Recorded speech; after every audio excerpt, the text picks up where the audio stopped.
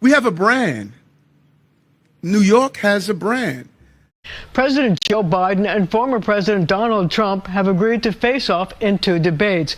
But do New Yorkers really think they need to hear more from the 2 longtime combatants? They're weighing in on your point. Do you think that President Biden and Donald Trump should debate? Actually, yeah. Yes. Oh, yeah. Maybe. I don't really care. Yeah, it'd be awesome. I don't think there's any need. I'd be curious to see each of their mental states.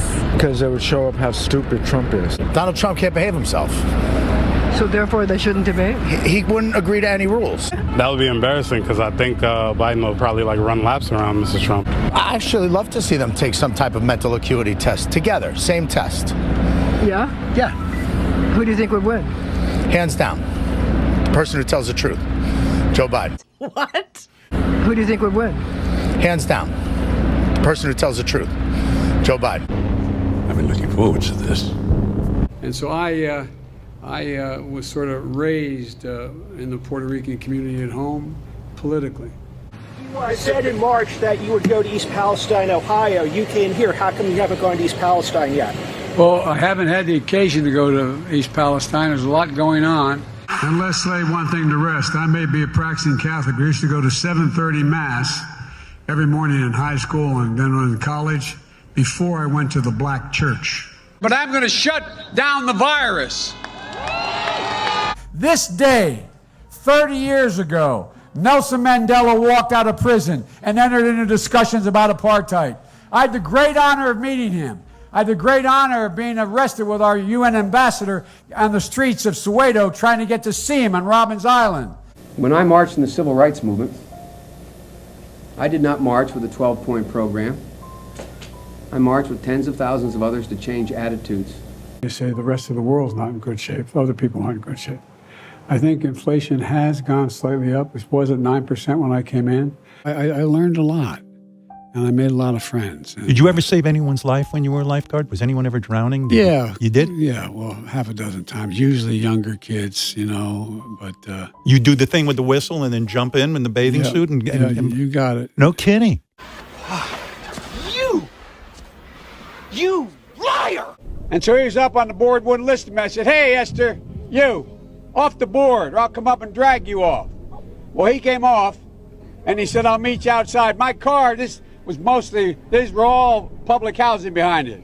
My car, there was a gate out here. I parked my car outside the gate. And he said, I'll be waiting for you. He was waiting for 3 guys in straight razors. Not a joke. Just imagine, I mean it sincerely. I say this as a father of a man who won the Bronze Star, the Conspicuous Service Medal, and lost his life in Iraq. One of the things that I learned early on was that I had a very close relationship with the Greek American community, for real, in the heart, real, and the church there as well. You know, I grew up in a heavily Irish Catholic community in Scranton, Pennsylvania, and a heavily Italian Polish community in Claremont, Delaware. I probably smoked more Parmesan cheese than anyone that you know, I'm sure, Tracy. He is the smartest man I know. I mean, in a pure intellectual capacity. Now you see that, I do believe. Folks, you know, the Persian culture is amazing. As a student of the Persian culture, not a practitioner, but a student. I've spent more time in the Bethel AME Church in Wilmington, Delaware than I have than most people I know, black or white, have spent in that church. Because that's where I started no, I'm serious. I started a civil rights movement. I used to go to 7:30 Mass. I got raised in the black church. Sorry, Napoleon, we're just running a little bit late for some prime rib. Tell Uncle Rico not to wait up for me. I have never discussed with my son or my brother or anyone else anything having to do with their businesses, period. Anyway, besides, I used to drive an 18-wheeler. You know what I did? That's exactly right. We had a lot more to do, though. And I'm going to get those gas prices down again, I promise you. Thank you. But seriously, True story. So remember when they were desegregating Linfield, the neighborhood? There was, 70 homes built at one suburbia. And I told you, and there was a black family moving in, and there was people who were down there protesting. I told you not to go down there, and you went down. Remember that?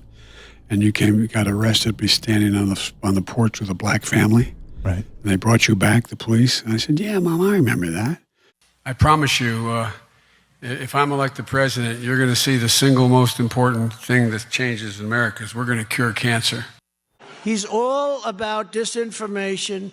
Pilots come in, he said, I used to fly a plane. Truckers come in, I used to drive a truck. People come in from Minnesota, I used to live in Minnesota. Right? He is so full of shit, this guy. And the American people spoke.